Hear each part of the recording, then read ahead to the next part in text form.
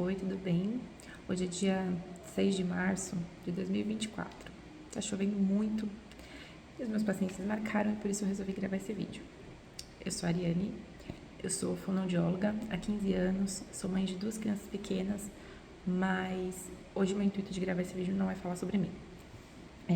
Apesar da chuva e das desmarcações que eu tive hoje, eu tive um atendimento hoje cedo e tive a oportunidade de esticar um pouco a conversa com a mãe do meu paciente. E nós conversamos sobre tantas coisas, tantas reflexões, que eu resolvi gravar um vídeo que, quem sabe, alguém vai assistir e a gente possa abrir oportunidade para conversar mais sobre esses assuntos.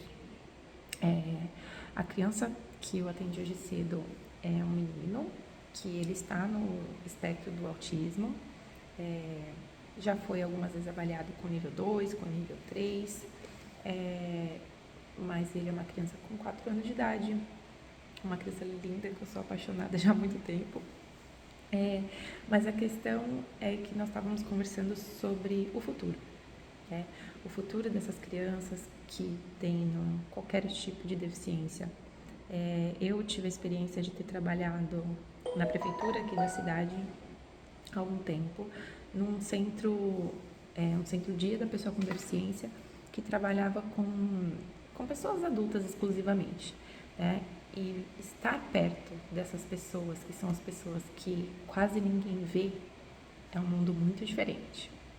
É muito diferente você encontrar todos os dias um adulto com deficiência que tenha a minha idade, que tenha aí quase 40 anos, com seus pais com 60, 70 anos, vivenciando todas as mesmas dificuldades que às vezes a gente avalia aí no consultório de uma criança pequena.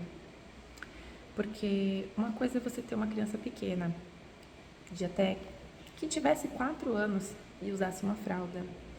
Você já pensou num adulto de 40 anos usando uma fralda, tendo usado a fralda a vida inteira? Você já pensou na vida dessa mãe que tem tão pouco apoio, conduzindo todas as terapias, todos os atendimentos há uma vida inteira? Eu sou mãe de 2 crianças pequenas que até então são crianças típicas. Até então digo porque eles estão em desenvolvimento, A gente nunca sabe o que está por vir. E já encontro muitos desafios no meu dia a dia. Eu não consigo nem mensurar quão difícil deve ser a vida e a rotina de uma mãe com filhos com deficiência. Mas eu tenho certeza que é uma rotina muito difícil, muito pesada. Claro, tem alguns tipos de deficiência que as pessoas conseguem ter uma vida que as pessoas costumam rotular como uma vida normal. Deficiência intelectual leve, uma deficiência até motora, que não seja tão grave, mas de qualquer forma, com certeza ela impacta na vida dessas pessoas. E da família, e de quem rodeia. E de uma forma geral, nós como sociedade, e às vezes até como terapeuta, a gente nem sempre tá pronto para receber essas pessoas, para acolher essas pessoas, para acolher quem cuida dessas pessoas. É muita coisa. Estou muito reflexiva esses dias. E o intuito de gravar é justamente isso, pensar sobre o assunto, conversar sobre esse assunto. As políticas públicas só são desenvolvidas quando a gente traz essas pautas e quando isso é enxergado por muitas pessoas, para que isso vire garantia de direito. Então, quando as pessoas falam por aí, lá, mais uma mãe barraqueira, gritando, pedindo as coisas, você não sabe o que essa pessoa passa.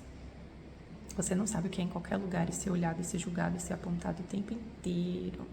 Ainda mais com as deficiências invisíveis, que a pessoa não consegue identificar logo de início, que tem alguma questão ali mais complexa.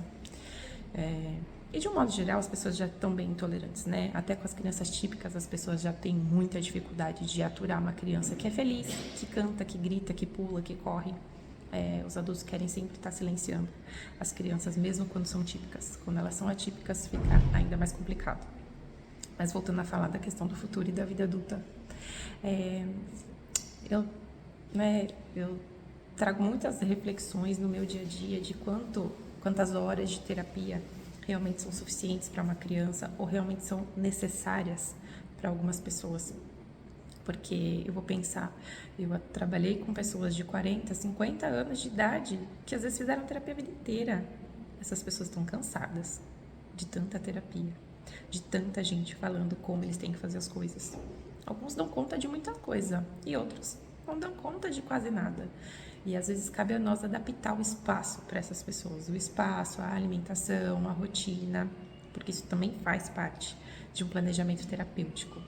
Não é só ensinar, às vezes a gente é que precisa oferecer uma condição adequada para que essa pessoa consiga se desenvolver ou ter o mínimo conforto que seja para a vida que ela consegue ter. Uma outra coisa, né? Eu, como fonoaudióloga, sou sempre procurada pela questão da comunicação, da fala, principalmente. E esse menino que eu comentei, né? Que conversei com a mãe hoje cedo, ele atende comandos muito bem. Nem sempre ele tá tão bem todos os dias, né? Mas eu também não tô tão bem todos os dias, então tá tudo bem. Ele atende comandos, né? Monta jogos, consegue realizar atividades, conhece a função de objetos, ele sabe fazer tantas coisas. Ele não fala, mas ele se comunica muito bem com a comunicação alternativa, usando o iPad. Consegue pedir as coisas que ele quer, mostrar as coisas que ele não quer, e isso é fantástico, é muito legal. E não é resultado de um trabalho que eu tenha feito, não. Eu atendi ele bem pequeno, ele foi fazer terapia em outros lugares, quando veio o diagnóstico, e agora ele retornou aqui comigo. Tá? Mas, por exemplo, eu atendi uma outra criança que está falando algumas palavrinhas, uma criança bem pequena, menor de 2 anos de idade.